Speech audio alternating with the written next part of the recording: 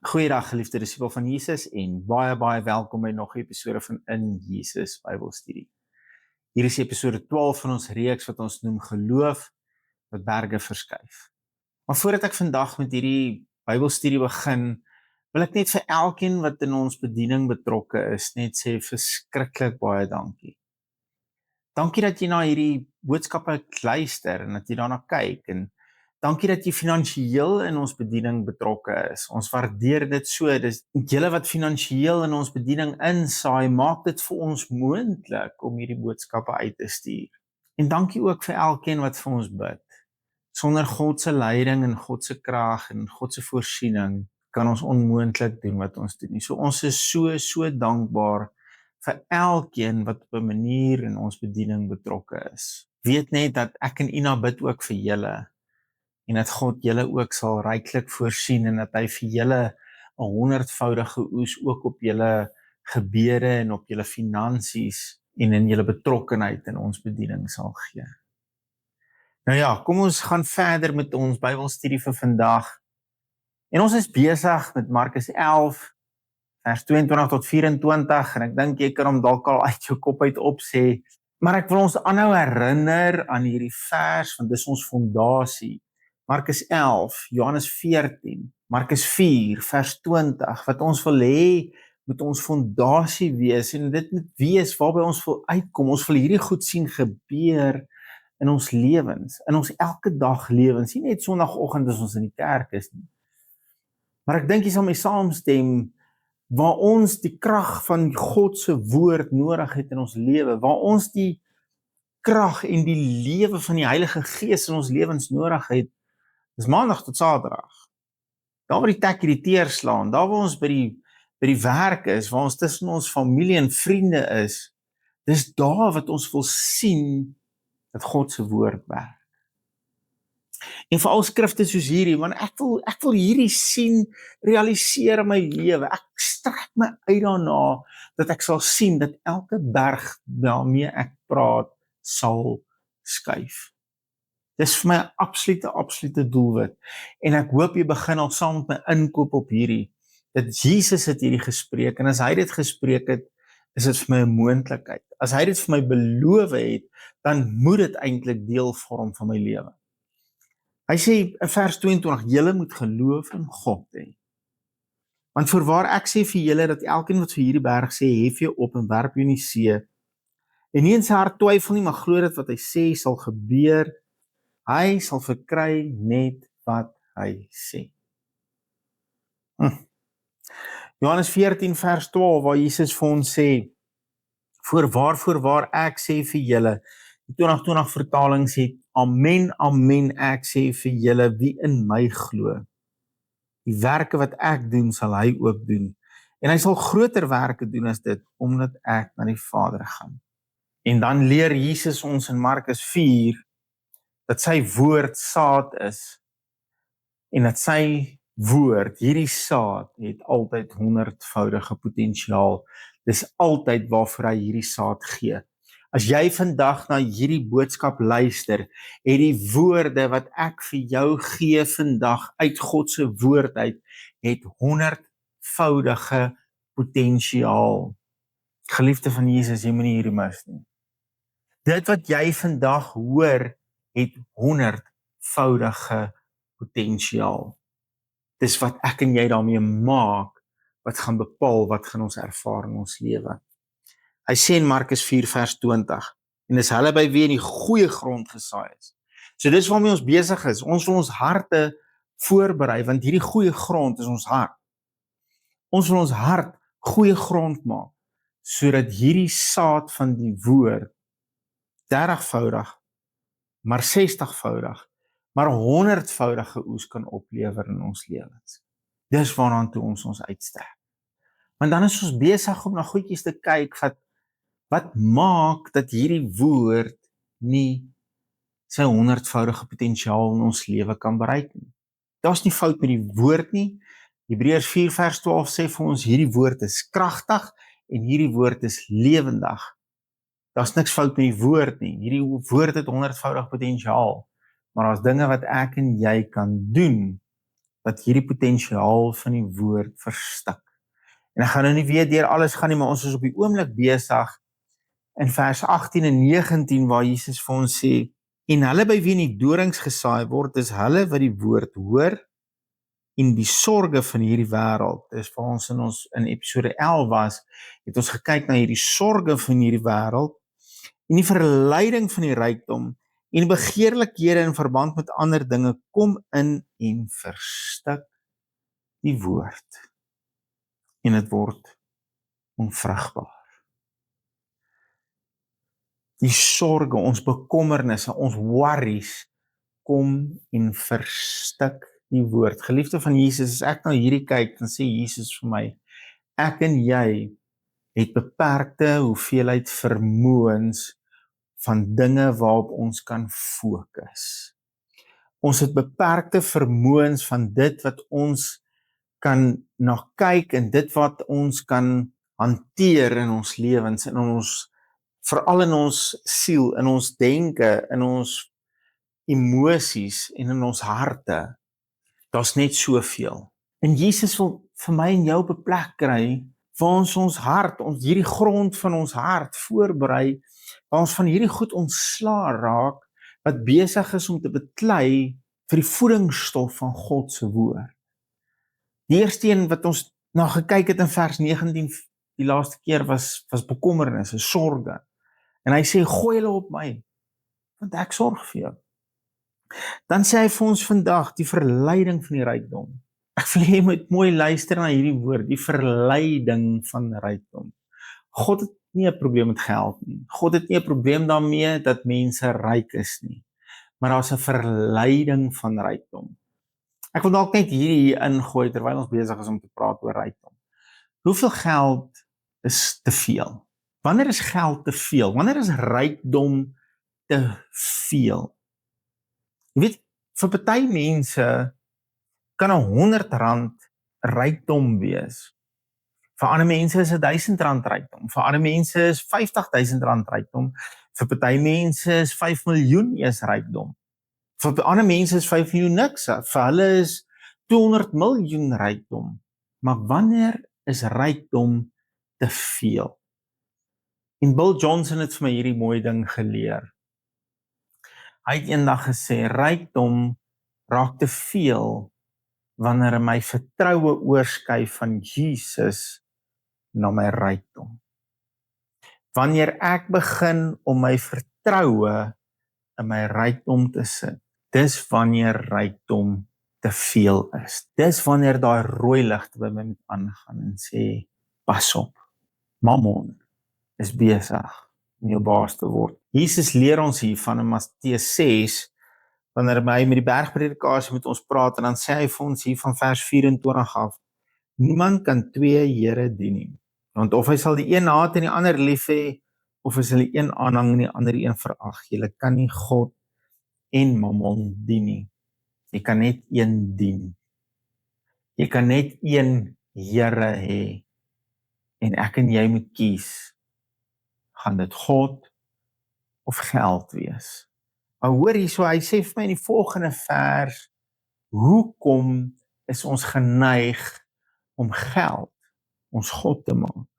Hy sê in vers 25, daarom sê ek vir julle, moenie julle kwel oor julle lewe. Kwel. Hier is ons weer terug by daai gedeelte in Markus 4, in vers 19 waarmee begin het, die sorge van hierdie lewe. Hy sê moenie julle kwel, want hierdie kwellinge, hierdie bekommernisse oor die lewe, gaan ek genoeg kos hê, gaan ek genoeg klere hê, gaan ek genoeg hê om my huis te betaal, gaan ek genoeg hê om die skoolgelde te betaal, gaan ek genoeg hê om my kar te betaal, gaan ek genoeg. Daai kwellinge vat jou fokus weg van Jesus af na geld toe. En Jesus sê vir ons, dis 'n verleiding. Dis 'n ding wat in ons lewe insluip, wat die vrug van die woord kom verstik in ons lewe. Wat sê die woord vir ons? Wat sê God vir ons? hoe moet ons na hierdie goed kyk? En ek gaan vir ons so 'n bekende vers lees. En jy kan dalk, as ek daarmee begin, gaan jy al sê, mag ek in hierdie een vir jou opsê. Maar jy weet, ek het al agtergekom, partykeer kan die bekendheid van 'n vers maak dat ons die diepte daarvan mis. Jeremia 29 vers 11. Waar hy sê, want ek weet wat 'n gedagtes ek aangaande julle koester. Geliefde, weet jy vandag wat 'n gedagtes God vir jou koester? As jy bekommerd is oor geld, as jy geld jaag, as geld vir jou 'n bekommernis, as dit vir jou 'n issue in jou hart is, as jy nagte lê en dink oor planne, hoe om geld te maak, of hoe gaan jy hierdie goed betaal, hoe gaan daai goed, as geld vir jou 'n bekommernis is, kom terug na die woord toe en sê, Here, ek het vergeet wat 'n gedagtes U vir my koester. Hy sê, want ek weet wat 'n gedagtes ek aangaande julle koester. Maar weet jy dit? Weet jy dat hy vir jou 'n goeie pa wil wees? Jy weet, Matteus 7 leer Jesus vir ons hierdie merkwaardige ding, en ek het baie keer gewonder, hoekom sal hy so iets sê? En ek besef, maar dis omdat ons harte so dink. Hy sê in Matteus 7, watter mens is daar onder julle, wat as sy seun vir hom 'n brood vra, aan hom 'n klip sal gee, en as hy 'n vis vra, aan hom 'n slang sal gee? Hoekom sê Jesus hierdie goed? Want dis hoe ons oor God dink. Ons dink baie keer, ons gaan vir hom 'n brood vra, maar hy gaan vir ons 'n klip gee. Want jy weet, dis mos deur al hierdie trials and tribulations, dis deur al die moeilikhede wat God ons leer. Nee, geliefde, ek wil hê jy moet een ding weet, en as jy in my bediening betrokke is en na my boodskappe luister, sal jy weet, ek staan vas hier op en ek glo met my hele hart hierin. God leer ons deur sy woord. 1 Timoteus 3 vers 16 en 17. Hy wil jou tot die volmaaktheid, tot 'n volle mens bring. Hy wil alles in jou verwesenlik wat hy moontlik kan deur sy woord. Hy leer jou nie deur moeilike tye nie. Hy is nie die een wat vir jou 'n klip gee as jy brood vra nie. Hy is nie die een wat vir jou 'n slang gee as jy vis vra nie. Hoekom kry ons baie keer klippe en slange? Want ons het die woord verstik met dit wat ons geglo het. Ons het die woord verstik met ons bekommernisse. As jy vir hom 'n brood vra, as jy vir hom vis vra, as jy vir hom vra, Vader, ek het hierdie behoefte, glo. Moenie na jou bekommernis kyk nie. Haal jou oog van jou bekommernis af. Haal jou oog van jou ander wêreldse bronne af. Sit dit op hom en sê, Vader, ek glo. Hy is 'n goeie God, want hy sê in vers 11, as julle wat sleg is, dan weet om goeie gawes aan julle kinders te gee. Hy sê, ek en jy doen dit nie.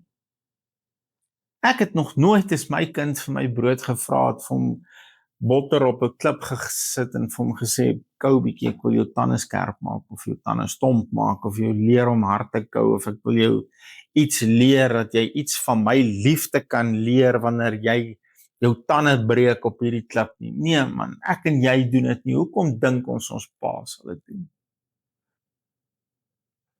Geliefde, hy sê, as julle wat sleg is, dan weet om goeie gawes aan julle kinders te gee. Hoeveel te meer sal jou Vader? Hoeveel te meer sal jou Vader, wat in die hemel is, goeie dinge gee aan die wat hom bid? God se hart is om vir jou goeie dinge te gee. Kom ons gaan terug na Jeremia toe. Hy sê, want ek weet wat 'n gedagtes ek aangaande julle koester, spreek die Here. Gedagtes van vrede en nie van onheil nie. Hoekom sê hy nie onheil nie? Hoekom sit hy dit daar? Want hy weet dis waartoe ons hart gaan. Dis waartoe ons gedagtes gaan. Ek vra vir vrede, ek het hoop vir vrede, maar ek dink God gaan vir my onheil gee. Hy sê my gedagtes vir jou is van vrede en hoop en dis nie onheil. Want ek weet watter gedagtes ek kan gaan julle koester spreek deur gedagtes van vrede en nie van onheil nie, om julle 'n hoopvolle toekoms te gee. Maar hoor, ons ken vers 11 so goed, maar hoor wat sê, hoe gaan hy verder? Hy sê, dan sal julle my aanroep en heen gaan en tot my bid en ek sal na julle luister. As jy verstaan, God se gedagtes vir jou is goed. God se gedagtes vir jou is vir vrede. God se gedagtes is vir jou vir voorspoed. As jy met daai wete na hom toe gaan, ek sal na julle luister en julle sal my soek en my nie vind nie. Nee. Hy sê, en julle sal my soek en vind as julle na my vra met julle hele hart. As jou hart onverdeeld op hom is. As daar nie gedeeltes is van jou hart wat deur bekommernisse en die verleiding van geld en die soek na ander goeders, as jou hart nie verdeeld is tussen hierdie goed nie, maar op hom gerig is, sal jy my soek en jy sal my vind. Is dit nie mooi nie? God se hart vir jou is dat as jy hom soek, dat jy hom sal vind. En wat gaan jy by hom kry? Vrede en voorspoed. 'n Hoopvolle toekoms, dis wat hy vir jou in gedagte het. Vers 14, en ek sal my deur julle laat vind. As jy hom soek, sal hy seker maak, jy kry hom. Geliefde, as jy hom soek, met 'n onverdeelde hart, sal hy seker maak, jy kry hom. En ek sal my deur julle laat vind, spreek die Here, en julle lot verander. As daai jou hoop nie opvlam nie, as daai jou nie laat jubel en juig en opgewonde maak oor God, en dan weet ek nie wat gaan nie. Hy sê, ek sal dat seker maak dat jy vind my, en wat gaan jy kry as jy my gevind het? Ek sal jou lot verander. Geliefde, hier's 'n resep om los te kom van jou bekommernis, los te kom van jou jag na geld. En die manier om los te kom is nie soos wat ons tradisioneel gewoond is nie. Die manier om los te kom is om jou fokus opnuut op hom te sit. Jou fokus opnuut in sy woord te sit. Hy sê, dan sal jy hom vind en dan sal hy jou lot verander. Kom ons bid saam. Here, baie dankie vir die krag van u woord en vir u mooi beloftes. Here, dankie dat die evangelie soveel makliker is as wat ons eintlik dink dit is. U vra net, soek my. Gooi jou bekommernisse op my. Fokus op my en ek sal vir die res sorg. Dankie, Here. U wil die lewe eintlik vir ons so maklik maak. U wil die lewe eintlik vir ons so mooi maak. Dankie dat ons in 'n verhouding met u kan wees. Dankie dat u op hierdie mooi pad met ons stap. Ons eer, Here, u is so amazing. Amen. Geliefde van Jesus, hou jou oog op hom, hou jou fokus op hom en hou jou neus in sy woord. Dis waar jou vrede is. Dis waar jou verlossing is. En dis waar die verandering gaan wees. Shalom.